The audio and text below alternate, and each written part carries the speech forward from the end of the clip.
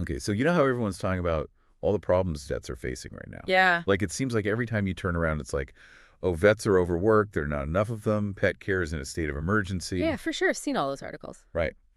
So we're going to take a deep dive today into this article that asks a really interesting question. It's like, Mm-hmm. okay, yes, all those problems exist, but are we just not being resourceful enough? Like, what if there are solutions right in front of us that we're just not seeing? Yeah, that's a great point. It's so easy to get caught up in the doom and gloom.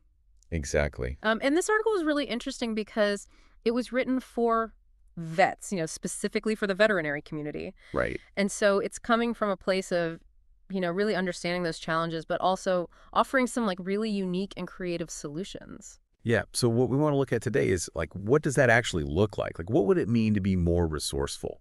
What are some of the things that this article suggests? And could this community-powered approach actually really make a difference? Yeah, let's get into it. All right. So first, let's just acknowledge like the article doesn't shy away from the problems. Yeah. It's not like, oh, everything's fine. Like it talks about how serious it is. Right, like they even referenced that documentary, The Cost of Caring. Have you seen that? Oh, yeah.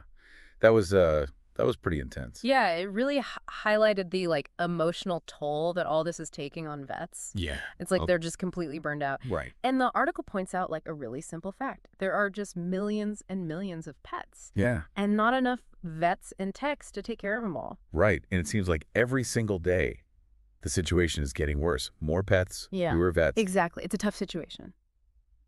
But here's where I think this article gets really interesting. Okay. It's like instead of saying we need more money, we need more vets, it says, okay, what if we looked at this a different way? Yeah. What if we looked at the resources we already have but aren't using? Hmm.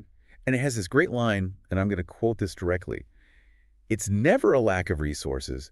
It's a lack of resourcefulness. I love that. Right. And so then the article goes on to give specific examples of what that could look like. So it's not just theoretical, it's practical advice too. Right. Exactly. Uh-huh. So let's jump into that. One of the first things they talk about is student volunteers. Oh, that's a great idea. Right. Like there are so many high school students, college students who need service hours to graduate or who might even be able to get course credit, Right. and they could be doing all sorts of tasks at a vet clinic. Yeah, and it would benefit them too. I mean, Huh. think about it. They're getting real-world experience, Yeah. which could even, inspire them to become vets themselves someday. Right. So it helps the students, it helps the clinics, everybody wins. Okay, so students, that's one group. But the article says it doesn't stop there. Okay, who else? What about just regular people in the community? Like Yeah. people who love animals Yeah? and want to help but don't know how. Oh, yeah. So many people would love to help out if they knew how. Right. So the article is saying, hey, vet clinics, there's this whole untapped resource of people who just want to give back. That's amazing. And then there's another group they mentioned, pre-vet students. Oh, yeah, that makes sense. Or people who are thinking about changing careers and want to become a vet.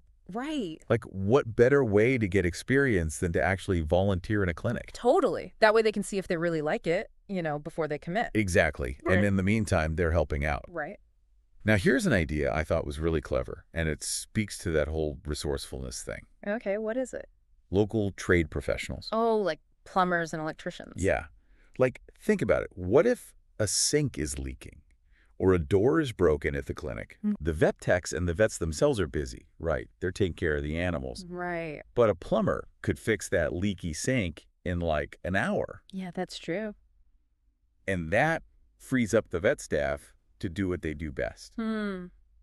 It's funny how we don't always think about those simple solutions. Yeah, but that's what resourcefulness is all about, right? Like thinking outside the box. Absolutely. So the article lays out these potential groups of volunteers, but then it's like, okay, but how do you actually make this happen? Right, because just having a bunch of people who want to help isn't enough. Exactly. You need a system. So they give 6 steps, 6 concrete actions. Okay, I'm taking notes. All right, step 1 is a public list of hospitals that are open to volunteers. Okay, I like that. And the list would have to be specific. Like what days and times do they need help? What specific tasks? Right, because volunteers need to know what they're getting into. Exactly. It has to be clear. Yeah, you don't want someone showing up to walk dogs and the clinic needs someone to answer phones. Right, exactly. Okay. Okay, step 2, partner with local schools and colleges. Oh, that's smart. Like maybe offer course credit or community service hours for volunteering. That would definitely incentivize students to participate. Yeah, and it makes them more official too. Yeah, more structured. Right. Okay, step 3. Reach out to those local tradespeople we were talking about, Okay, how do they suggest doing that? like through local business networks or community groups or even just directly contacting them. Yeah, just build those relationships. Exactly. So that when something comes up, you know who to call. Right. Okay, step 4 is a public awareness campaign, Okay, that's important. like letting people know that this is a problem and here are ways you can help. Yeah, because a lot of people probably don't even realize how bad it's gotten. Exactly. Step 5 is training. Oh, yeah. You can't just throw volunteers in there without any guidance. Right. But the article specifically says to do it online. Now, that's smart. Like create some simple modules about clinic etiquette, safety protocols, that kind of stuff. That way it doesn't take up too much of the staff's time to train them in person. Exactly. And then the last step, step 6, is celebrate the impact. I like that. Like share stories of volunteers who are making a difference. Give them recognition. Make them feel appreciated.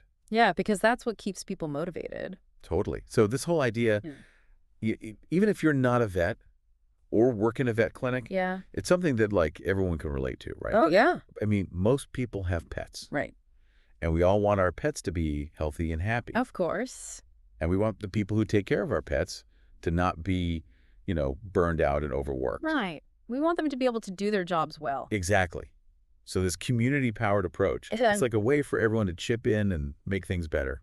I love it. I think that's a great place to end it. Yeah. Thanks for joining us for this deep dive. It was fun. Right, and we'll see you next time.